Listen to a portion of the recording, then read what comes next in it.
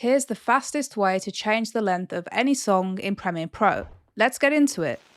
So if we jump into my project file here, we can see that my audio clip far exceeds the length of my video clips, and we want to change this.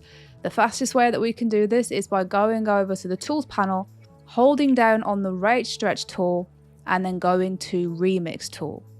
What this tool will enable us to do is click on the edge of the clip and bring it all the way back to the length of my video clips.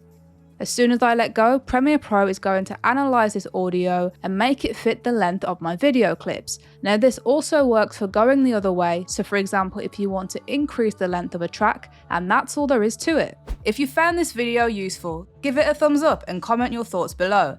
And for more Creative Fix tutorials, hit that subscribe button and I'll see you in the next one.